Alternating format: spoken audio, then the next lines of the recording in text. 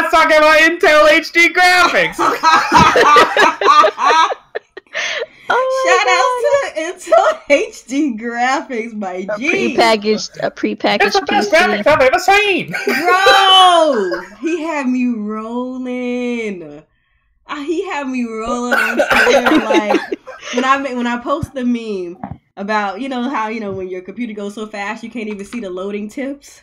Yeah. He's like, yeah, I understand, man. My stream be going fast as hell. My computer go fast as hell. It's like, fast at what? Running Windows? What you mean, my boy? I'm low key, I act like I'm just like this upstanding citizen because, you know, I teach kids and, like, you know, I help people in domestic violence situations. But, like, low key, like, I am absolute trash. Like, like I'm a low key bully, and I think that's the reason why me and Alex get along, because we be like low key bullying people for real. That's true. Them prepackaged PCs. Boy, let me tell you. All right. What is up, everybody? It is your girl, Nia, the video game her, and this is another episode of Team Red Talks Nintendo. Well, I was about to say Real Gamer, like Real Gamer. Call them freaking third parties. Real Gamer must be talking about us right now. Holy crap. We're talking about the third parties. Shout out to Real Gamer. Shout outs to Real Gamer. This is episode 49 of Team Red Talks Nintendo, and we're going to be talking Nintendo, of course. So, before I go ahead and get into these topics, I'm going to go roundtable style to my co-host, and we're going to tell you guys what we've been playing and where you can find us. So we can start with Kuuppon tonight. Kuuppon, let us know what you've been gaming on and what's going on with you and your channel. Well, I've been gaming on creating an actual struggle PC. It's finally built. It's done. I just need to put the power up to it and see if it actually turns on.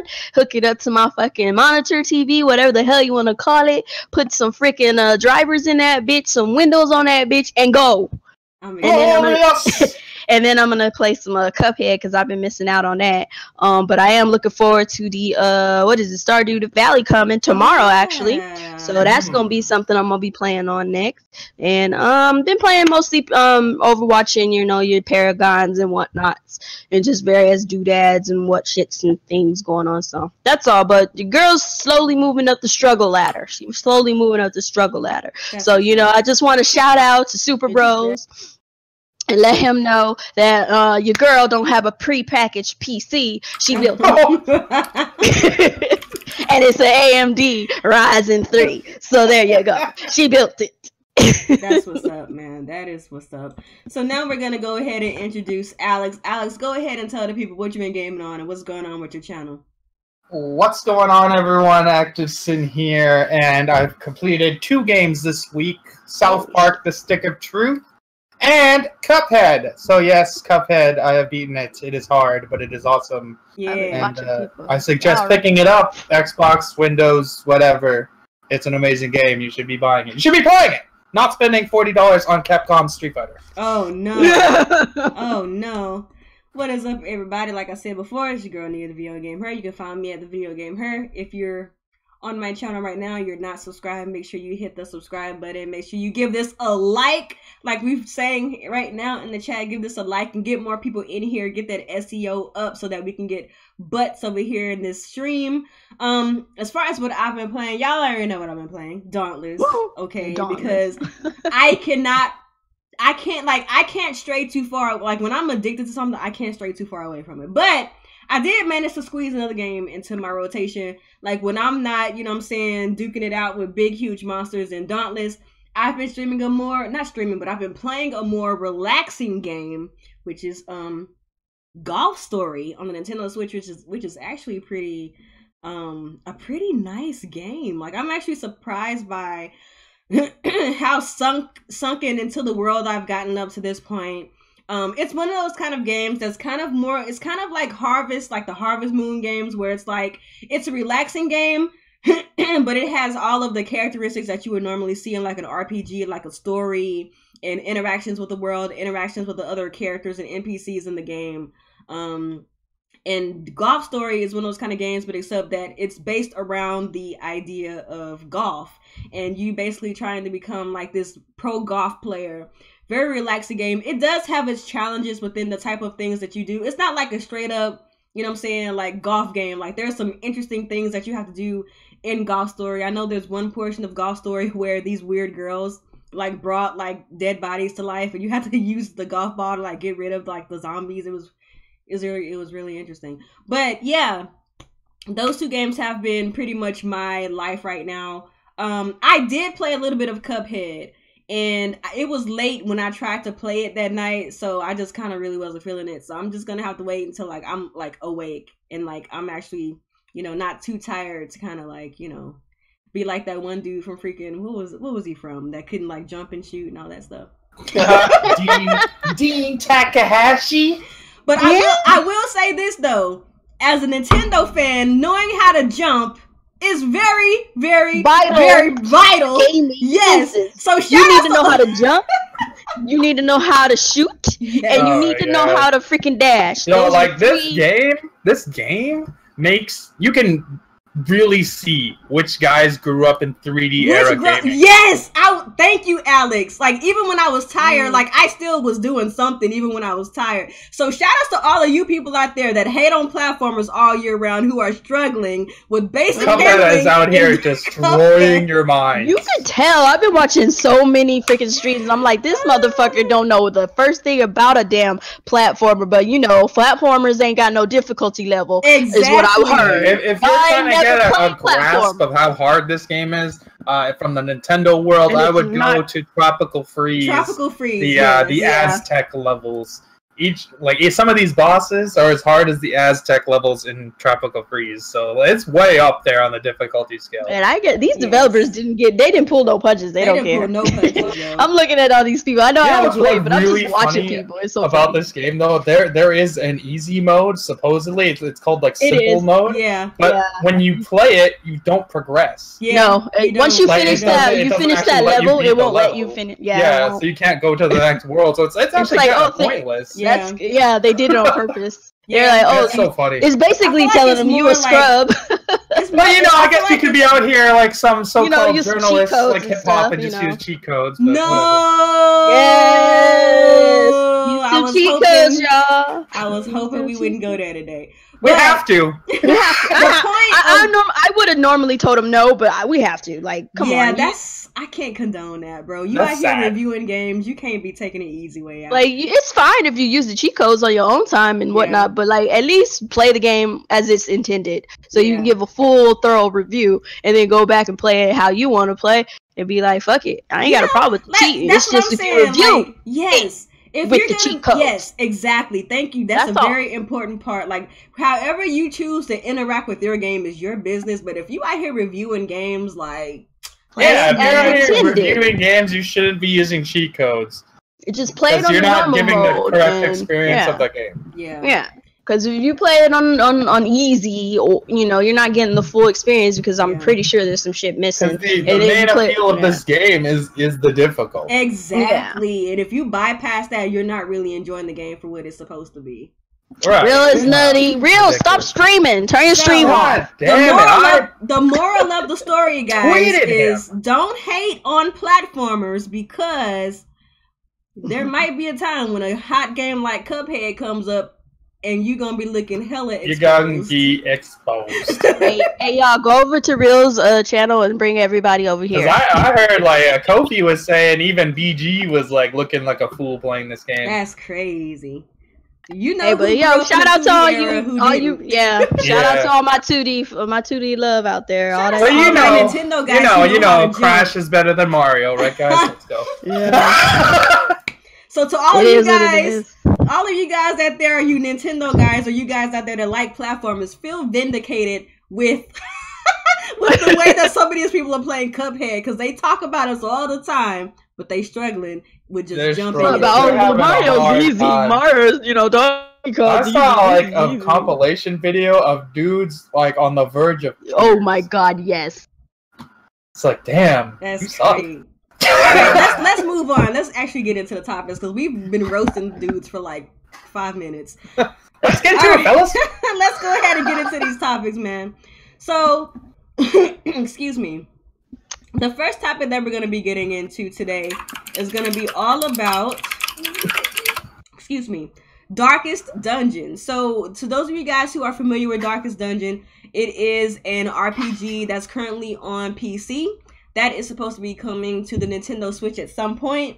It's supposed to be releasing on the PlayStation 4, the PlayStation Vita. Well, I'm sorry. It has already been on a PlayStation 4, PlayStation Vita, Mac, Linux, and Steam.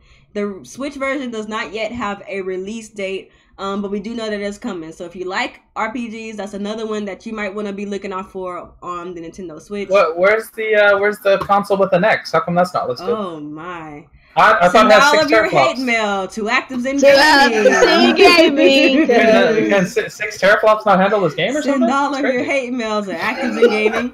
Okay, so also for newsy things, Professor Layton is getting a TV series that's coming out in 2018, and the article goes as follows.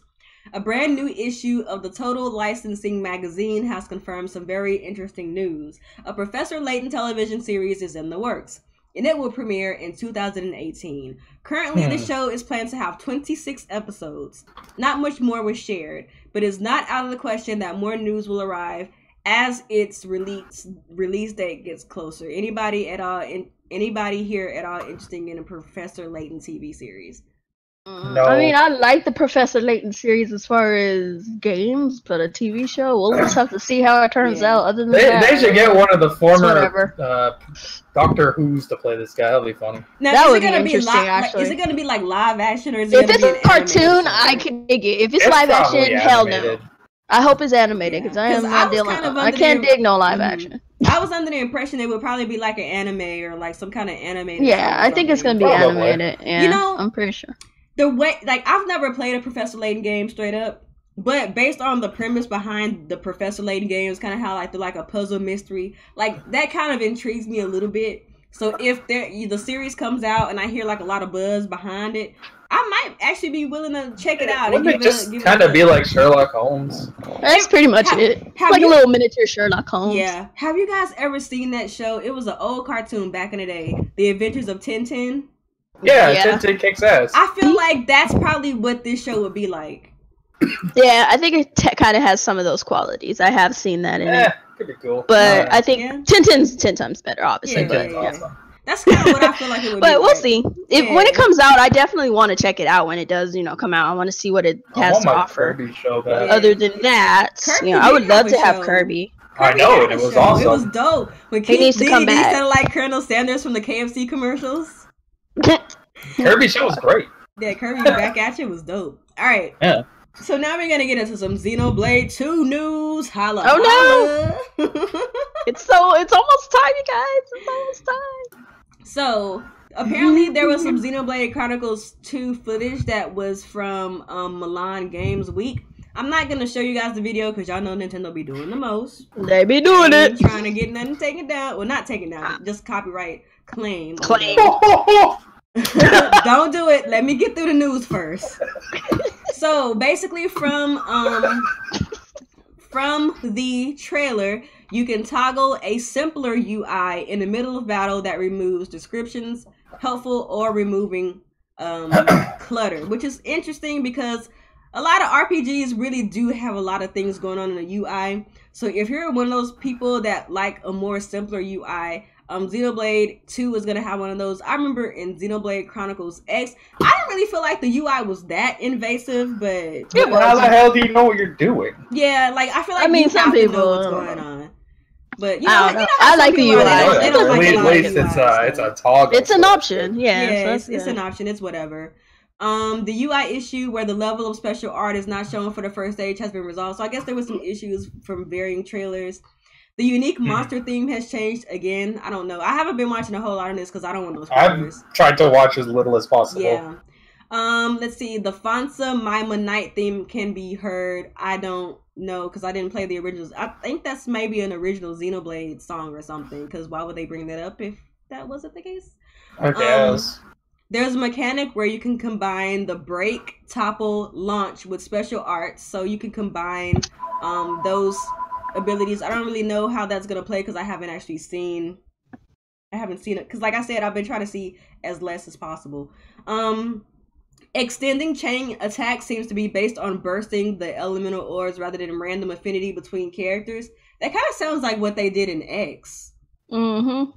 Yeah, because in the X, it didn't really what was it, like your overdrive mode or whatever, and it really depends on your affinity or your connection with the other party members. There's an announcer like Bait and Katos who exclaims when something rad is happening. That actually sounds kind of hype. And there's probably way more choice making at any given moment than either Xenoblade X or the original. One of the things that I remember that we talked about with Xenoblade Chronicles X, whenever we did when we did do our podcast about Xenoblade Chronicles X, was how we didn't know whether or not the choice making in Xenoblade X was actually like relevant, or if it actually did anything to the because it wasn't. It wasn't relevant at all. Because like there was this one mission. If I'm spoiling it, y'all. This game. It don't matter. It's been out so long. Ain't nobody playing whatever. Ain't nobody playing it. So. There was this one mission in Xenoblade X where you were down at that little water reserve place or whatever. Yeah. Like there was this breakout thing, and like the girl who was over it or whatever, she was like, "Okay, thank you guys for helping me, blah blah blah. I'm gonna go relax now that it's over to take a shower." So I was like, "Yeah, it's okay to take a shower," because she asked like, "Is it okay to take a shower, or should she stay at the base and kind of see?" I asked her if I told her to stay. Oh yeah, I forgot about that. I told her to stay. That bitch got killed. Did she die? She died. She still died? She died. Oh, that's bogus. I told her to stay because something seemed fishy. I was like, "Nah, don't go take a shower." And she died. So she dies either way. Yeah. So you made the choice of her to go into the shower, and she died anyway. It didn't matter. See, now that's I told her to stay. Yeah, I told her to stay. So hopefully they do make it to where your choices actually do matter more in this game. That's bogus, bro. That's bogus as hell. Because I told her to stay. I was like, damn. I got her killed. I could have told her to go to take a shower. Maybe she would have been all right. Guess not. She would have died anyway. Shout out to Xenoblade Chronicles 2, bro. This game is gonna be straight up fire. Moving on to the next news. This is about to trigger the hell out of all of y'all because I've read it, so I've had time to. Oh my god! I just saw the headline. I just saw the headline. I don't even want to. Nah, this ain't news. Get rid of this. I've had some time to kind of internalize it. So fuck this shit. Listen, guys. Listen carefully to any of you guys out there who are looking forward to Fire Emblem Warriors. Don't get this game. Roy or Ike. Listen very closely. Don't get it. The article is as follows. Don't expect Ike or Roy for Fire Emblem Warriors 1 DLC. When they're talking about Fire Emblem Warriors 1 DLC, they're not talking about DLC Pack 1. They're talking about the game, okay? Source Gaming has been hard at work as always, translating the latest edition of Japanese publication Nintendo Dream. The magazine says that both Ike and Roy are unlikely to appear in Fire Emblem Warriors for the Nintendo Switch and new Nintendo 3DS as downloadable content. The article says they won't make it unless there's a sequel on the horizon, which will probably be dependent on sales. And there won't be because this game is bombing! There won't be because the game is bombing. It's bombing in Japan right now, and I hope it bombs here because I'm not buying it. Fuck this game! I'm not gonna sit up here and justify that. You're not gonna tell me to get this game in hopes of seeing a fucking character, 2 fucking characters at that, in the sequel. Fuck you and your sequel. Eat that fucking bag of dicks. Enjoy. And yum I yum. knew that this was gonna be fucking waifu trash game. I'm so glad it's bombing in Japan. It's gonna bomb even harder out here. That weeaboo piece of fucking shit trash garbage. Game. Garbage ass game. Nintendo and whoever the fuck made it. I don't know. Force Gaming, all them motherfuckers. I don't care. I knew exactly what the response was gonna be. That's why I let y'all have it. It wasn't even about. In the beginning, it wasn't even about. Like in the beginning, it was the Ike thing, and then it went away from the Ike thing. It was just all about why is all these weeaboo waifus showing up. Now it's back to Ike again. You shitting me? You want me to buy this game so I can see Ike? Fuck you. I see Ike in fucking Smash Brothers. I'll get him there because it's coming to freaking Switch at some point. I'll just see them in the regular game. It sold worse than Hyrule Warriors in Japan, Warriors. and Japan doesn't even like Zelda, so that tells you how much this game is bombing. Yeah, It sucks. It must not be great. Oh well. Crush! And probably should have did Hyrule Warriors too then. Okay. They should have made fucking Mario Wars, like I said, because they fucked this game up. I don't know about that one, but I will say it'll be better than this, considering. Yeah, they would probably have more respect for the franchise. But probably. Just like how we said last week, this game is weeaboo pandering. Yeah, this is weeaboo waifu pandering garbage. It's not working out for them. So, and clearly, there's not enough of you fucking weirdos out there to support this game. And you know, the funny thing about it too is like how we were talking about last week. Like, there's been so many fans like talking to Nintendo about what characters they want. Is like, do you guys not listen to like the actual fans? Not like where did they get the idea that people wanted an entire game of fucking waifus? Where did they get this idea? And this is what boggles my mind.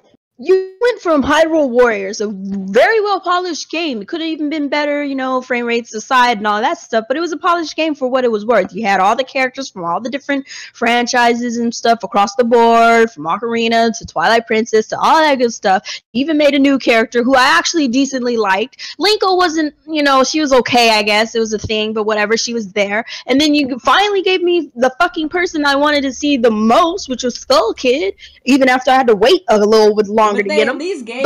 But he at least is there. The way they handled the DLC in Hyrule Wars is way better. Yeah. Way better. And you mean to tell me you can't put Ike and Roy in here? You can't put some other motherfuckers from the older versions of freaking Fire Emblem Warriors, the ones that people who've been supporting this franchise from the very fucking beginning. But they got Lynn, but that's about it. One person, I guess. I mean, there's. Really I'm just saying, it's like with how many freaking characters you have across all of the Fire Emblem franchises, and you mean to tell me you can't at least get 5 from each one of these different freaking franchises, make a story around them, and then DLC for the rest of the group that are in those things, and you finally got an Archer. Woo, she's a weeaboo bitch too.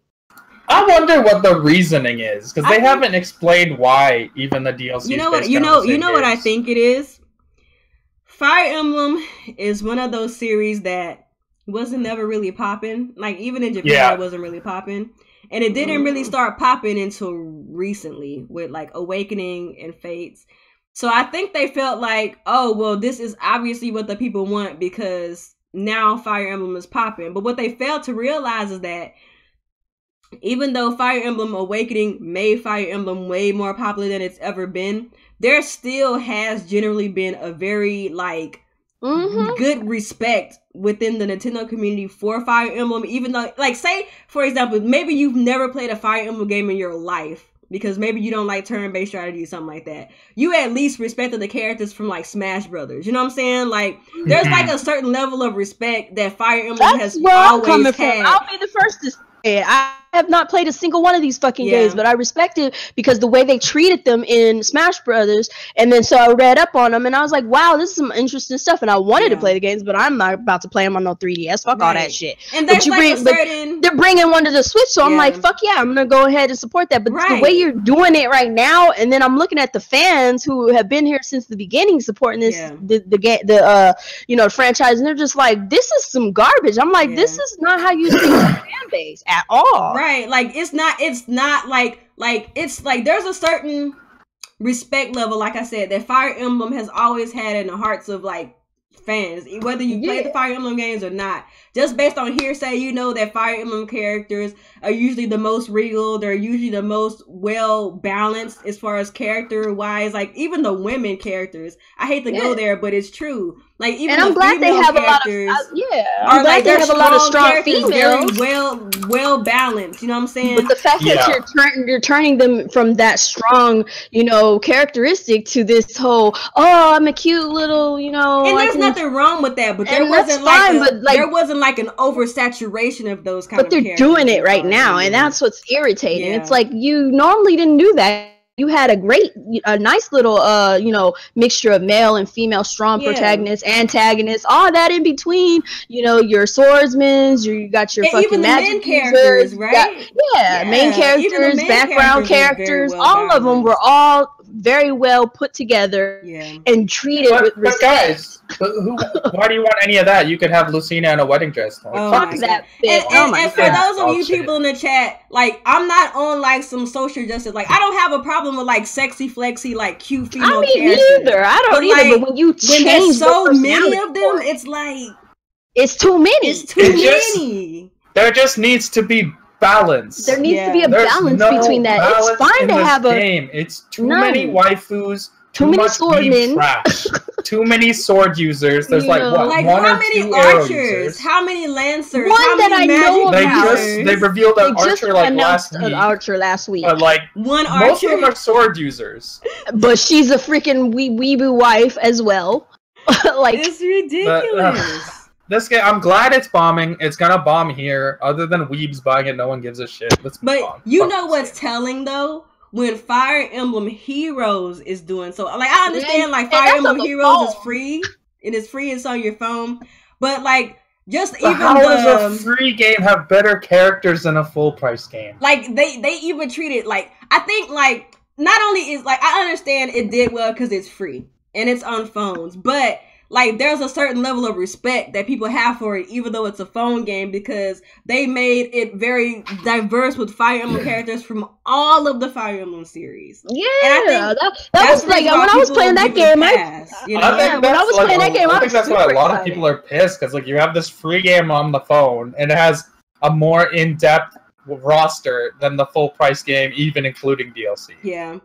That's crazy. We gotta move on. We can't keep harping on this. But screw this game. Fuck this game. I think I'm over it. To be honest, I was really excited for this game. Completely off my radar. Yeah, I'm just gonna wait for the real Fire Emblem game in 2018, and that just is what it is. All right, just play that one. Next newsy topic.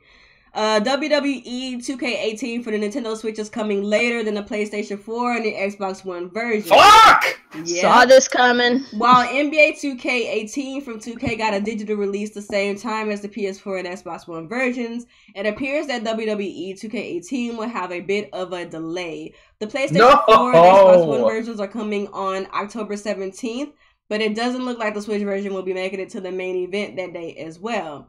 And so here is a tweet from someone by the name of Andrew Copeman. He says, at WWE Games, is the Switch version also coming out on the 17th? All I keep seeing is fall 2017 anywhere I look. And they said, as a reply to him, fall 2017 is correct. Fall is a bit of a generic release window, with fall usually ending at the end of November. Let's hope that the game does release in 2017 so Switch owners can enjoy WWE on the go. So Alex, as our resident wrestling dude, how do you feel about that? I'm very sad. This is one of the few third-party games I was actually going to get on the Switch instead of like a PC or PS4, and it's delayed now. So that's very frustrating. I feel like they would probably try to get it away from Mario.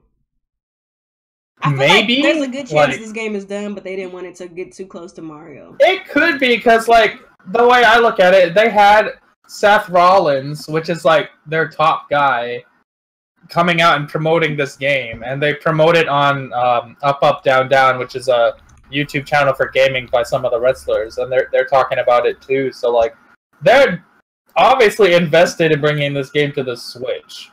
So it could be they're just trying to avoid Mario, because Mario comes out 10 days after this, and definitely majority of the fan base would skip wrestling to get Mario. That's just reality. That's just a fact. That's like releasing around Grand Theft Auto. You just don't do it. You just don't do it. Like that's what's so strange. That's probably a reason there's not a lot of games releasing around that time, anyways. But maybe it's coming in November. November's kind of slow. I feel. Like, when is Xenoblade is December. Nothing's in November, right? There's nothing in November. So it might come in November. Yeah. So I guess I'd rather it come out the same day, but I would understand. But the only thing about it is Mario. Yeah, I understand for that reasoning, but then once Mario is out, it's like it's still nobody's not gonna be looking at it because Mario is out. So I would think you have a 10-day head start, get it before Mario, and I understand why. I really do, but it's just like once Mario's out and you're trying to put your game on there, people aren't. Because we know they can release games day and day because they did it with NBA. Yeah, I don't really. I'm gonna be optimistic here and say I don't really think that it matters that much because people on the Switch have proven that they're actually buying software. Yeah. It's not like a Wii U situation where like you're getting it like months, several months, like a year late. Like people on the Switch, like they like the fact that they could play their games on a go. And regardless of what's going on with EA right now, which we will talk about, people are buying games on the Switch. NBA 2K is still like in the top 5 on the eShop right now. Still, you know what I'm saying? So, yeah, it's doing very well. And it's right now, it's digital only, so that's a good sign. So they still haven't released the physical one? No, I think they're releasing it this month, sometime this month. Oh, wow. Alright, so for more newsy things, we're gonna move on. Mutant Mudds collection is announced for Nintendo Switch. Mutant Mudds is a platformer. 2D side-scroller platformer. Very, very good game. I have it on the 3DS and I also have it on PC as well. But the collection will be coming to Nintendo Switch in Q4 of 2017. That's fall, right? Q4 is fall, right? Yeah. How many games? You get 3 games? It's gonna be coming with Mutant Mudds Deluxe, Mutant Mudds Super Challenge, and Mud Blocks, a brand new puzzle game. So those of you guys out there, cool. And by the way, a little tidbit about the developer behind this game. Jules Watcham is the guy behind this game. He was one of the guys that was a part of Renegade Kid, but Renegade Kid split up and now they have like different studios. They're kind of doing their own thing. And Jules Watcham, he's now with a company named Atui. So they're going to be the ones releasing this game. So if you are familiar with Renegade Kid, the indie game company, this is basically something that was a result of their development company. Atui is a very dumb name. I agree. So, Super Mario Odyssey will be playable at most Best Buy locations. Cool. And it will be happening on, I don't know what day because it doesn't say. If you're looking to try out Super Mario Odyssey ahead of launch on October 2017, look no further than your local Best Buy. Demo stations are set up at many local I guess they're already available, where the Sand Kingdom Tatsurina is playable. No word on how many locations have the game set up, but a Twitter representative claims that most stores should have it available for customers. So, a Twitter user by the name of DarkShadic1337 asked Best Buy support, are Super Mario Odyssey demos being offered at Best Buy locations, like in the picture, or only certain ones?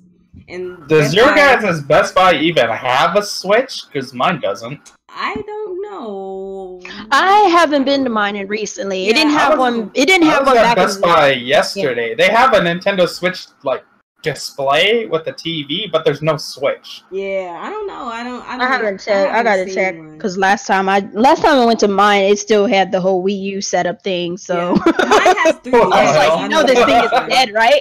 I asked them too. I was like, hey, y'all know the Wii U's dead, right? They're like, oh yeah, we should have a display for the Switch soon. It's just we don't have it yet. I'm like, okay, that was like months ago. So. Yeah, so Best Buy responded to this guy. Greetings, most locations should have the demo. I advise to contact your local store for details. So, if you are near a Best Buy, check out with them and see if they have a demo for Super Mario Odyssey, because you might be able to get your hands on it before it comes out in a couple of weeks. Some more Super Mario Odyssey news is that the Super Mario Odyssey director states that lives are not absolutely necessary. He says that we've heard before that the Super Mario Odyssey on the Nintendo Switch won't punish gamers with the traditional game over screen, which is actually kind of disappointing. If you do die, you just lose some coins. Game Informer recently had the opportunity to chat to Super Mario Odyssey director Kenta Motokura, who explained that they made this interesting change to the game. And here's a quote from the director. We thought about how a live system would work in this kind of broad exploration-focused game. In this sort of game, there would be a lot of different restart points. We decided not to use the live system because it was not an element that was absolutely necessary. We also thought that it would affect some users' desire to play because while users who are good at the game would rarely see the game over screen that comes up when Mario runs out of lives, inexperienced users would probably end up seeing it frequently. Good. So, how do y'all feel about that? Good. They need to see the game over sign. What happens if you run out of coins, though? Yeah, that's what I want to know. Do you still get the game over? Because maybe you just stay at 0 coins, because they don't say that you restart the level or anything. That's kind of weird, because I would think that once you die, you would restart at a save point or at some kind of like checkpoint or something. But apparently, it doesn't seem like you have checkpoints in this game. I don't know. I don't know how that's gonna work because even Zelda do you start over? Yeah. So do you like start at a beginning of? See, because my thing, the thing about Mario is I'm used to like dying at some point and then having to start somewhere. Yeah. You know, at some kind of checkpoint. So when you lose coins, you still stay at where you're at and you just continue forward. And it's like, it's gonna be different. It's definitely gonna be different because I don't know. But there are checkpoints though, because I played this game. That's what Okay, so that's what I thought. So what's the point of the checkpoints if you're not going to die anyway? That's what I'm saying. Like, I don't understand what... If you're not going to get a game over or you're not going to die at any point, you know, then you don't need a checkpoint because you're not going to die. You're just going to lose coins. But you do die, though, and then you restart at a checkpoint. Okay, so you do restart at a checkpoint. They're gonna die, but they're just not gonna have a game over screen. I guess there's just no game over. Yeah. That's what it sounds like to me. Like you're still gonna have all these same experiences of dying and having to start over. That's like there is a life bar. Okay, so there's a life bar, but like I don't. This is kind of strange. I guess there's just no 1-ups. Yeah. Oh, that sucks. That's what everybody. I love that to hear the. Yeah, no. That's actually, I didn't think like that's that. iconic. How would you get rid of one of the most iconic like sounds and things in a game? Oh, it's probably still in there. Look what they did with Zelda. But they still had the They always had that. They still had that shit in there. But they didn't have overworld music. Yep. So some conventions have been changed. Well, that was small. Like, I don't mind. From what I played, I didn't even notice it. So. But I guess it doesn't even matter. It sounds like you're still gonna die. It's not like a you can still die. It's just not gonna have a game. It's not like you're a hip hop gamer playing Cuphead or something. You can actually die. Yeah. Okay. Alright. So let's move on. Alright. So this is a thing that I feel like is absolutely necessary to talk about, considering that we all do content on YouTube, even though none of us are part of the program. I still feel like it's something to talk about because you never know. Sometimes things like these do set precedents for other things to come in the future, especially with YouTube and how YouTube is changing and there's so many things going on that kind of work almost against the content creators. But to those of you guys who have been living under a rock, Nintendo has been banning YouTube live streams as a part of their creators program. So to those of you guys who don't know anything about the Nintendo Creators Program, just know that it's not a good deal regardless. I remember what about the FIFA topics? That's going to be after. Okay. So like as far as like their creator service, I already knew from jump it was trash. Like as soon as they announced it like a couple of years ago, I knew it was straight up garbage and that I was not going to sign up for it. Hell no. But to those of you guys who maybe got duped into signing up for it, I got some news. So, the article is as follows. Those of you who are members of Nintendo's Creators Program will have been sent an email recently informing you that YouTube live streams are now technically banned. Obviously, this policy hasn't gone down too well with creators, and you can read the message below. And this is an email from the actual Nintendo Creators Program. Thank you for using Nintendo Creators Program. We have updated the Nintendo Creators Program user guide with information on how revenue generated during live stream broadcasts on YouTube will be handled in the Nintendo Creators Program. Live streaming on YouTube falls outside the scope of the Nintendo Creators Program. This means that you cannot broadcast content on YouTube Live from the account you are registered to the Nintendo Creators Program. Please check the user guide for details.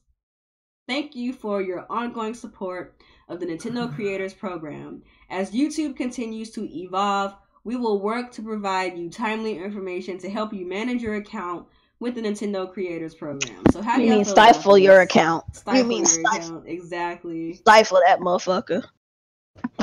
I'm not registered with the Nintendo Creators Program, so I'm not really salty about this. However, I will say this.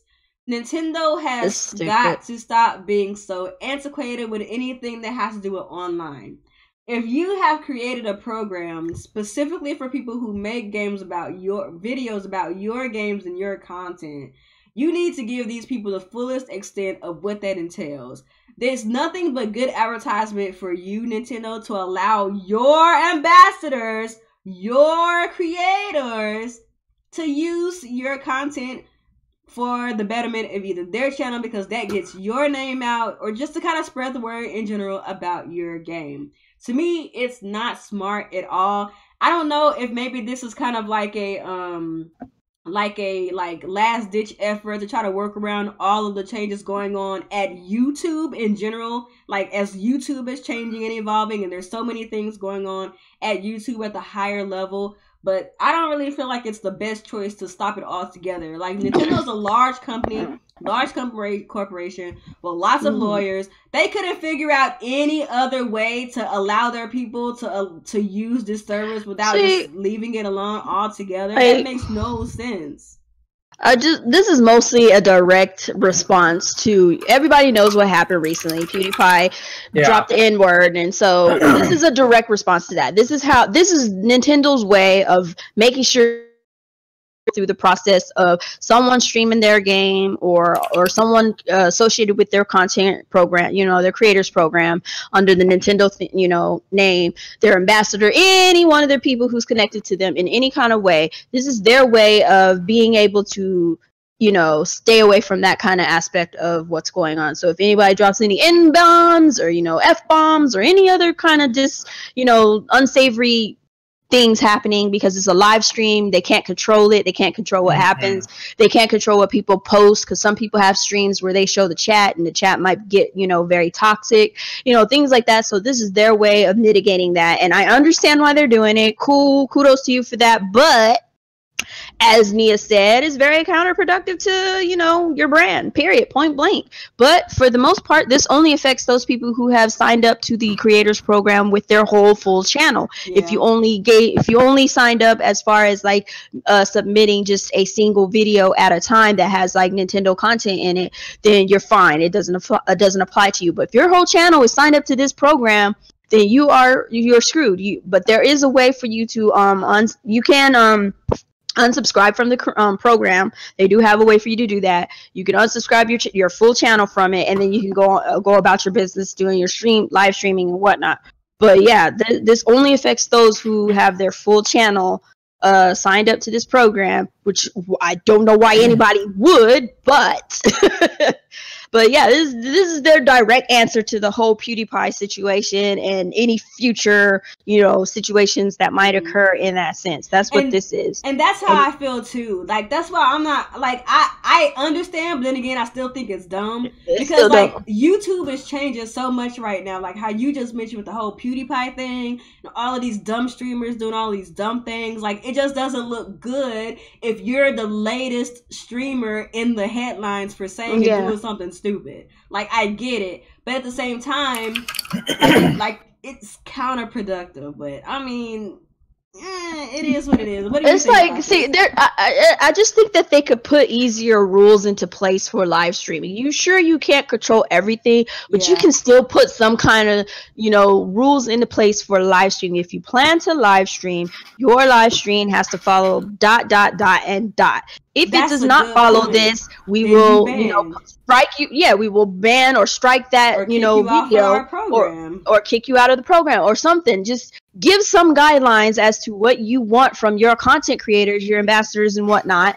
Give them the chance to actually follow those rules, because most of them will. Nintendo groups, they tend to be pretty mellow and stuff. Channels and stuff, they tend to be mellow and not about all that cussing and all that stuff, and calm and stuff outside of what you got with Dashy. But he's also calmed down for the most part. You can hear him bleeping out his stuff and everything. So I mean, with YouTube changing, people are cursing less. They're doing less. They're not themselves as much. They're turning into like robots in a sense. I've noticed a lot of genuinely care about their channels have been kind of calming down. They've been commenting like a lot of people.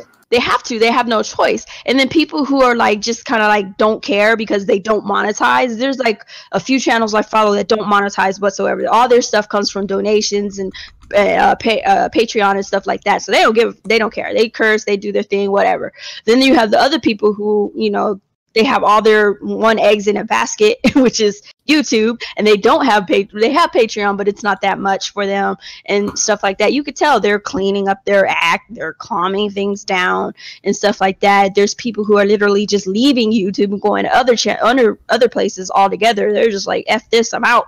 Yeah. So I mean, YouTube's changing, so Nintendo feels this is their, you know, be all end all, you know, solution to the whole.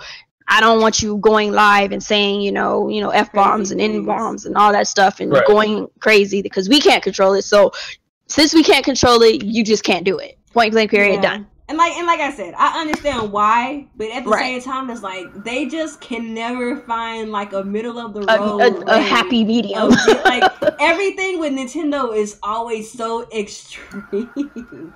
Like they can't just ever find a middle of the road way of handling things. I'm gonna let Alex talk about this for a little bit, and then we're gonna go into our main topic of the night. Alex, you got anything? Okay. Yeah, sure. So I'll just kind of briefly go over this. Yes, you can pretty much just know this is a knee-jerk reaction to PewDiePie. Yeah, not just him, but there's a lot of big YouTubers. Like I forgot that guy's name, but he was caught masturbating while live streaming. Like, that guy. These things happen. They're out of the control of Nintendo, and they're trying to protect their brand. So I get it from that aspect. They need to make sure that they don't piss off their sponsors. They got to make sure their board's happy.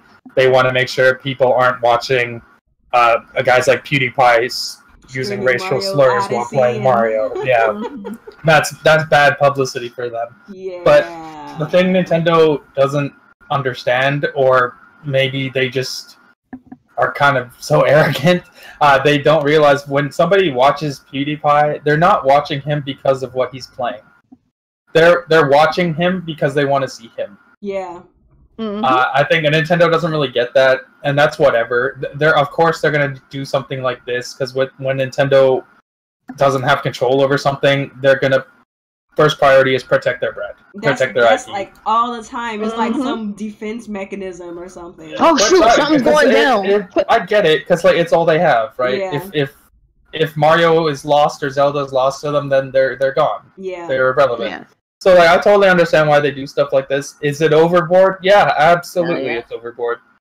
The Creators Program is already a terrible program, and now if you're part of it, I don't know why you would be link your whole channel to their system because that's a bad idea. Because you can actually just do individual videos through them. You don't have to monetize. You don't have to sign up your whole channel to them because this only affects you if you signed your entire channel to their program.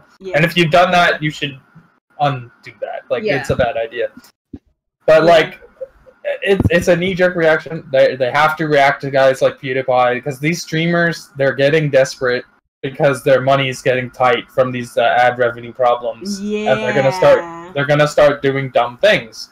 And they're gonna protect their brand. And like I don't blame them for it. Do I think the program needs work, needs fixing? Yes, absolutely. But you know what? Like it's gonna take them time to find a middle ground, and that's just what it is for now. Yeah. They are years behind other companies when it comes to YouTube stuff, so it's just how it is. Like they're the worst when it comes to streaming.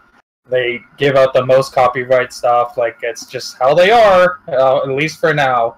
This has just made their current terrible program a little bit worse. It doesn't affect me personally or any of us because we are not dumb enough to sign our whole channel up to them. And but like it is what it is. Like it's a knee-jerk reaction. They need to do stuff like this because they don't want the bad publicity of racial slurs and public masturbation and shit like that. So. It is what it is. It is what it is, man. So shout outs to you guys who are part of the Nintendo Creators Program. Hopefully you guys maybe can talk to your representative, whoever is your representative, and maybe they'll get that word back up to the power-ups, the higher-ups. So, I don't know, man. All right, so now we're going to go ahead and go into our main topic, which is about FIFA, of all things. So, before we get into the main thing, let me preface it with this, okay? So, this article goes as follows. FIFA 18 on Nintendo Switch apparently won't let you team up with online friends. FIFA 18 has arrived today on the Nintendo Switch, and people who have purchased a copy have noticed a glaring flaw. You can't play online with friends.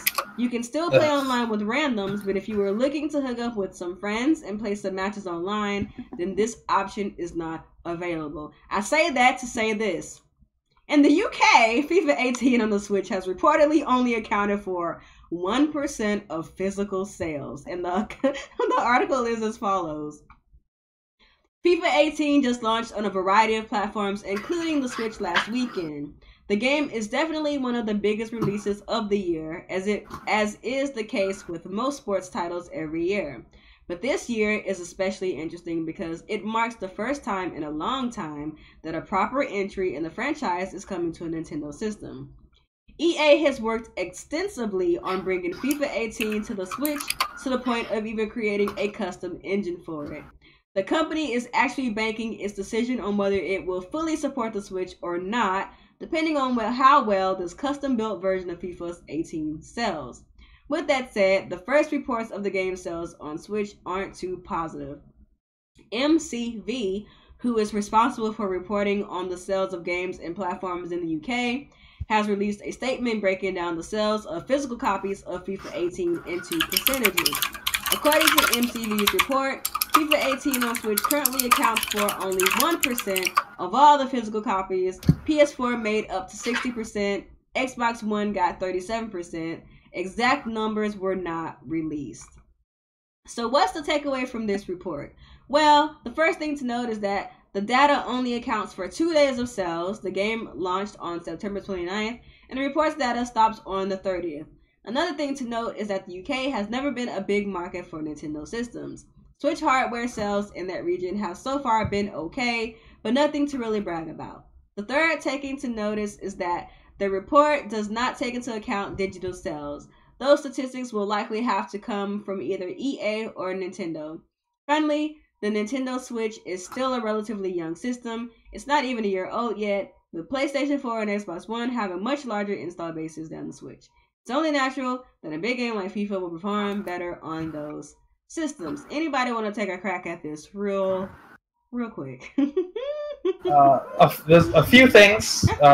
Again, this is specifically in the UK. This is not all of Europe. Some people think it's all of Europe for some reason. Nintendo's presence in the UK is very minimal. I think they have like 50,000 or maybe 200,000 Switches in the UK. It's not a lot. Yeah. So by default, they're gonna have the lowest percentage. It's a whole bunch of things. Like the game itself is shit. It's missing features. It's so many layers, you know. But you're banking on this game to sell. I'd be curious what the NBA 2K sales were like in the UK, because like obviously FIFA is a bigger sport out in UK and Europe than basketball. But I would imagine even NBA 2K sold better than FIFA, simply because this FIFA game is a bad version. Yeah. So there goes the shovelware. We'll kind of get into what this means for EA going forward, but like, is this surprising? Not really. Not really. There's other games that have come out around the same time, complete games that aren't missing content, games that you can play with your friends. So yeah. I'm glad this game bombed, honestly. Like, I don't care what this means for EA support, because like we shouldn't be buying bad games. Period. And Period. I mean, yeah. Kuuppon, what you got to say about this?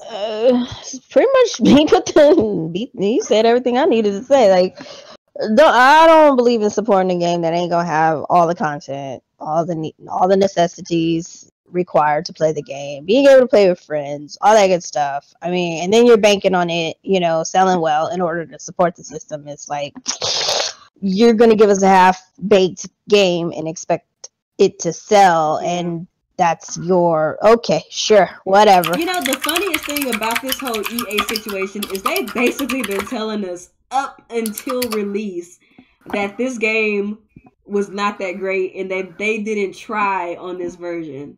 Like, they've been telling us that out of their own They mouths. have been damage controlling this game since we found out that 2K had all the content. Yeah. Right.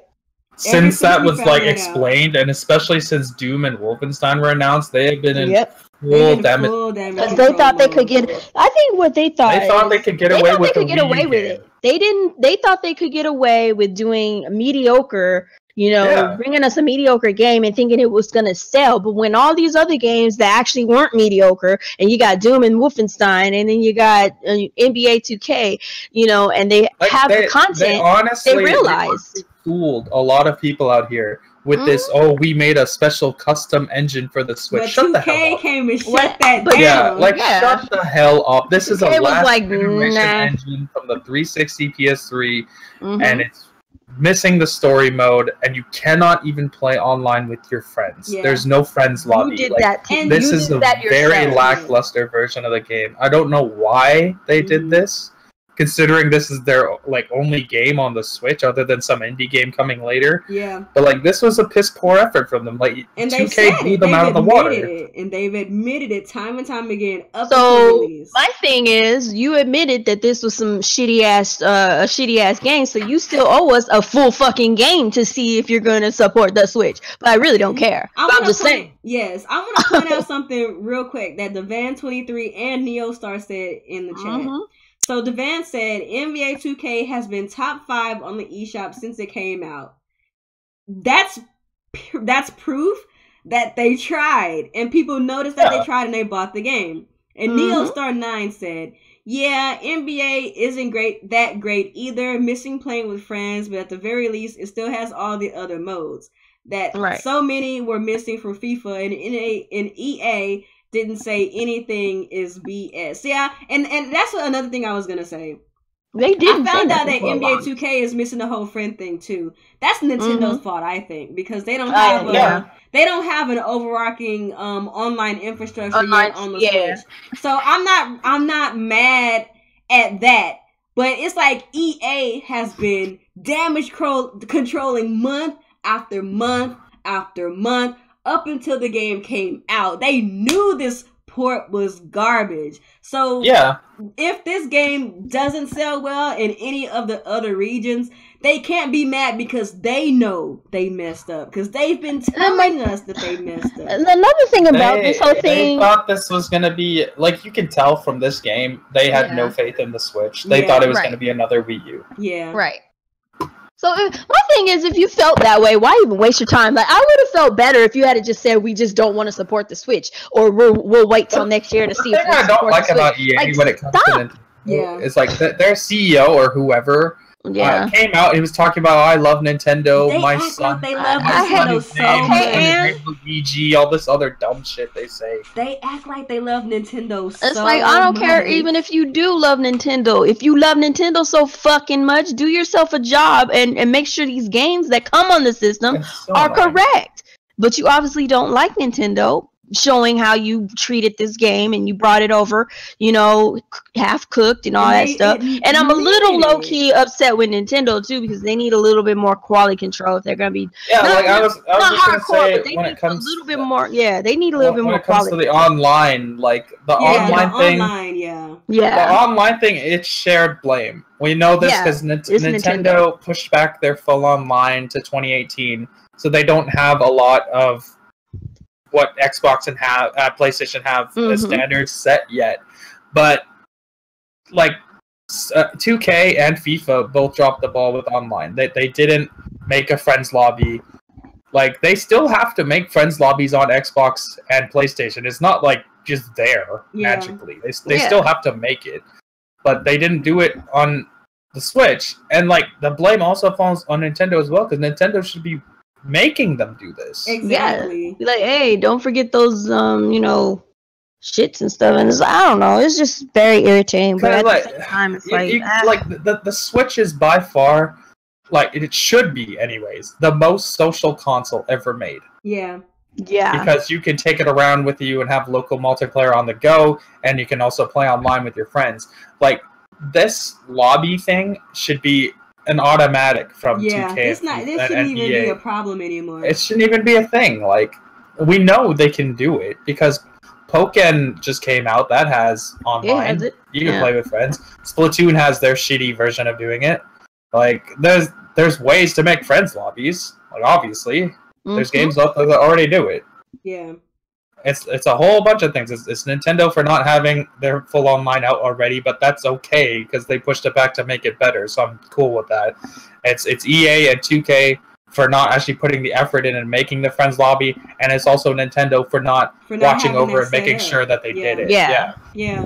There's a whole bunch of blame to go around because I see a lot of guys out here like that are solely blaming 2K and EA, or they're solely blaming Nintendo. It's like, no, they're both take blame on this. Everybody has something to take from this. So let me ask you guys this then, because we kind of talked about this a little bit before the chat.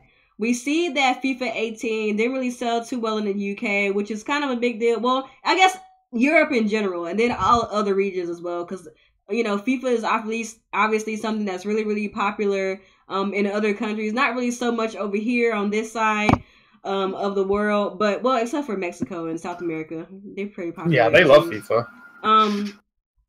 So they know they messed up. That's number one. Yeah. Number two, there was some issues going on, with Nintendo's online side and things like that. However, one monkey wrench in all of this is that the Nintendo Switch is actually a successful device, and companies are proving that people will buy products on the Nintendo Switch because the Nintendo Switch has really, really high software sales as well as hardware sales right now.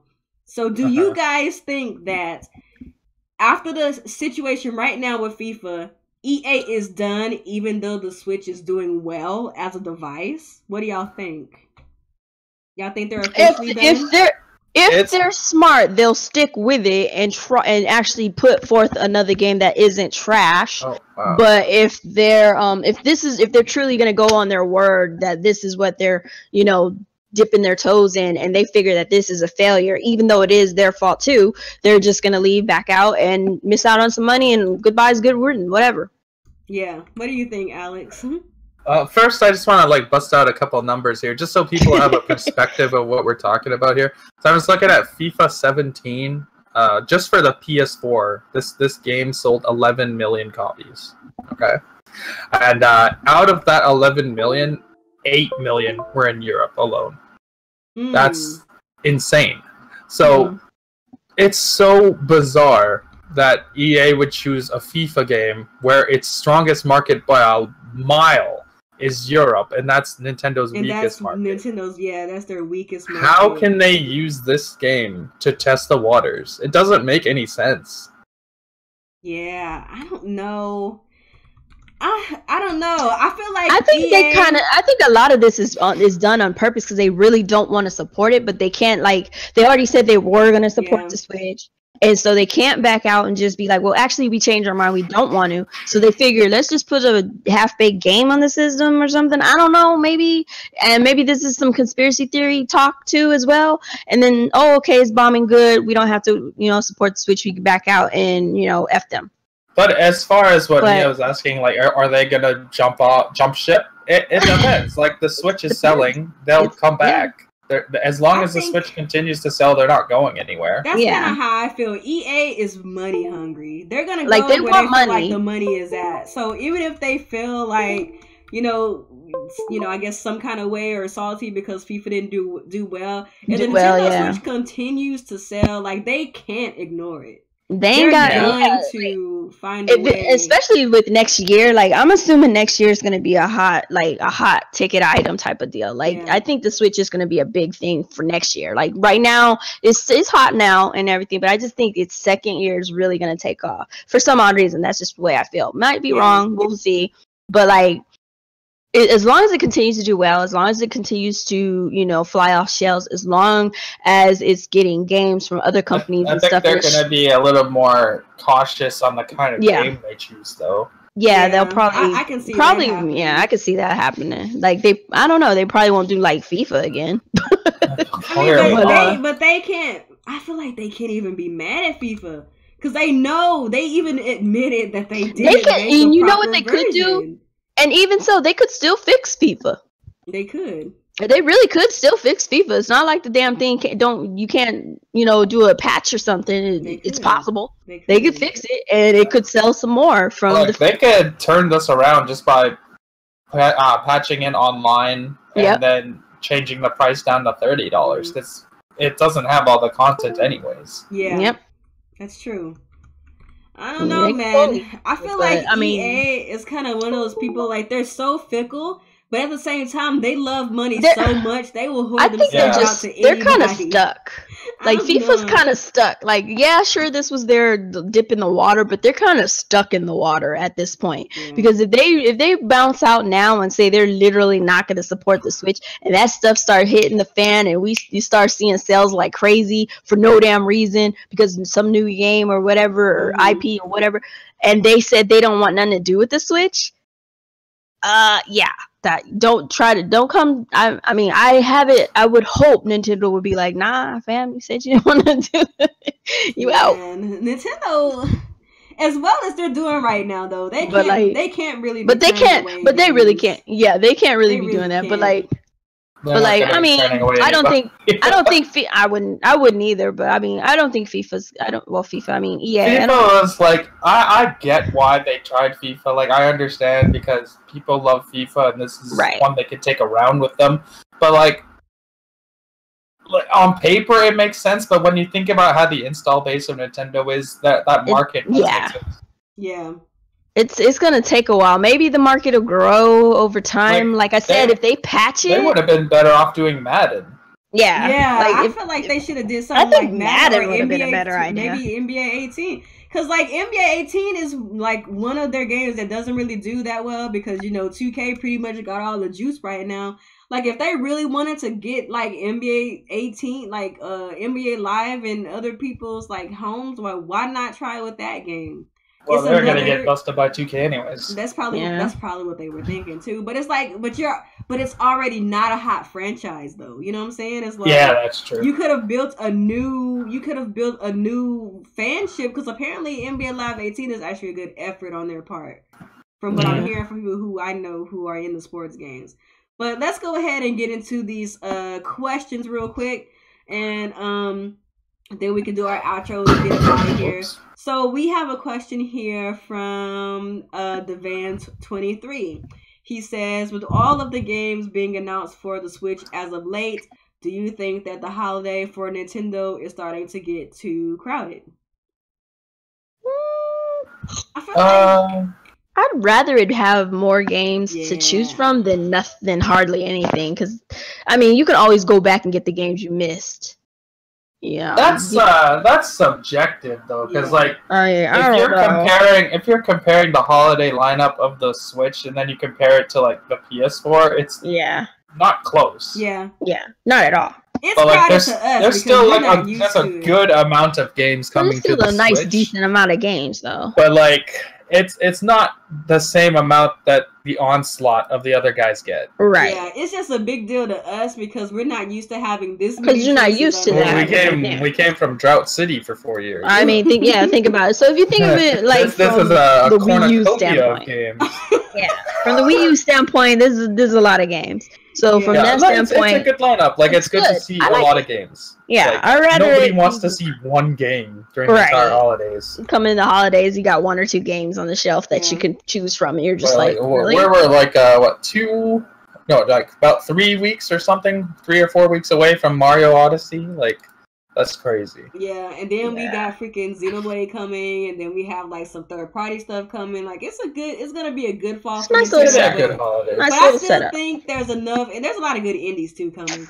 But I still think there's enough wiggle room within Nintendo. If you're like a Nintendo person, there's still some good wiggle room for everybody to eat in the fall. I think it's just a lot of stuff, but there's enough wiggle room for everybody. I think the reason indie games flourish a lot on the Switch is because they're cheap. Yeah. And there's not as much money to throw around when we're talking about $60 third-party games alongside Nintendo games. Right. Yeah. Because that's $120, right? Versus like 60 for Nintendo and like 20 for an indie. Right. Because for example, like a lot of indie games came out on the eShop last week, and a lot of those are still doing well, even though they came on the same day. Like them Park's doing well.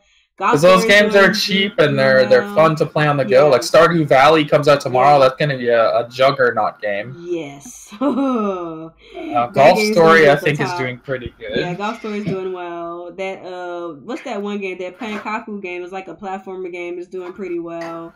I saw that. Yeah, I think that it's gonna be all right. I think so. I got one from, let's see, Dave J says, when do you think Fire Emblem will return to its glory as opposed to the current softcore porn form? Oh, when they make the actual Fire Emblem. I don't know how to break this to you guys, but it's never. I don't think it's going back to the old style. To be honest, I think that Nintendo sees the backlash that is going on right now with Fire Emblem Warriors, and I think that in the future they will strive to make a more balanced cast for whatever Fire Emblem games that they make. But you're still gonna see them kind of do the more quote unquote modernized version where there's a lot of, you know, a lot of stuff that made it kind of come to the mainstream, but I don't think they're gonna forego it altogether. That's my opinion. I think they'll have maybe they'll balance it enough to where it won't be overbearing for a lot of us, and then the rest of us who respect the franchise can, still enjoy it. Just looking at the eShop right now, Golf Story and SteamWorld Dig are both ahead of Pokken Tournament. Ooh. Cool. That's pretty crazy.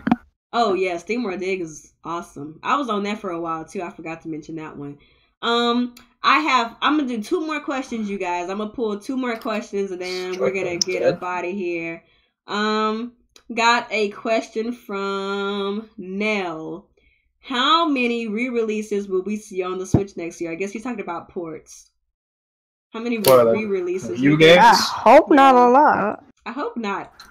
I want new games now. I don't mind them giving. I don't mind them, but I just hope not a lot. If they do re-releases though, like they have to be like strategic. Like no more Pokken Tournament tier ports. Sorry. Yeah. Pokken Tournament was good for like 2 days. Then after that, I was kind of over it. All right. Yeah. Like, but I think like one that didn't get a fair shake because they wasted it on some stupid Wii U gamepad garbage was that Paper Mario game. Yeah. Because like that game was actually pretty funny. It was just like the combat system was so stupid because they shoehorned in all these gamepad garbage. Yeah, I think so. Like, if they got rid of that, it would have been a lot better. I'm gonna be honest. I think the ship has sailed on Paper Mario. I think that Nintendo has officially made Paper Mario irrelevant. Like the last couple of iterations have been so divisive within the Paper Mario fan base, and I don't really think people care anymore. Like they've officially run that franchise to the ground. I mean, they could possibly revive it. I'm not gonna say they could revive it, but also I forgot to say this earlier, and I wanted to laugh about it, but I forgot. Your Metroid game, your C tier franchise, is doing pretty poorly, so I'm happy. Thank you for that, Alex. So now we're gonna go on to the next question. This is gonna be the last question of the night, guys. Sorry. This is a good question. Another question from Devan23. He said, how many consoles do you guys think the Switch will sell by the end of the holidays? That's actually a really good question. How many consoles end of this year? Think, yeah, by the end of the holidays, the end of the holiday season. That's a good They'll question. sell 2 units more than whatever the Wii U's total is. What? So like 14 million, whatever. By the holidays? Yeah, why not? Are you serious? That's what I hope. That's if they have them on shelves. Isn't it like 5 million right now? We haven't seen sales in months. I don't know. I just assumed it was probably about that 5 million was from like month 2. Really? Yeah. Are you sure? Yeah. Month 2? Because they don't release sales since then. I don't know, man. Well, they're probably closer to 8 by now. You think so? Yeah, because they've been selling out every single time. They only recently started getting them consistently in stores. And that 5 million sales was from month 2. We're in month 6 now. If I kept up with NPD numbers, I would probably be able to give a rough estimate of how many. But I don't keep up with that kind of stuff. That's only North America. That's true. That's true. I don't know, man. That's like now I thought it was 5 million. Now, if it were 5 million, I was actually gonna say it would probably be about 8 million by the end of the holidays. But considering that you said what you just said, now I really don't know because we don't know the actual numbers at this point in time. Yeah. Yeah, Nintendo doesn't show the numbers often enough, but like that 5 million was from much earlier. Yeah, that's crazy. Like Nintendo don't really like to toot their own horn that much. But they've actually been doing pretty well. They've been winning a lot of NPDs. Like, of course, there's some where they haven't won, but they've been. Yeah, but they're going head to head with PS4. Like, that's impressive. There's some other console out there that hasn't been able to do that. Oh, freak. So let me ask y'all this then: How do y'all think they're gonna be faring as far as the NPDs for the rest of the year? Y'all think they're gonna win the rest of the year or what? Or do it's still gonna be them and Sony duking it out for the rest of the year. Yeah. So even in November, huh? Yeah. Well, October is like Mario comes out at the end of October. Yeah. So like a lot of those sales are gonna spill over in November. Mm-hmm. So we'll see. I don't know, man. So like Sony is gonna have a lot of bundles. Xbox has the One X, but that's like a niche thing, so that's not gonna help too much for them. But like Nintendo doesn't have a major hitter in November, but like that console for holiday time is gonna be a huge seller for them. I don't know, man.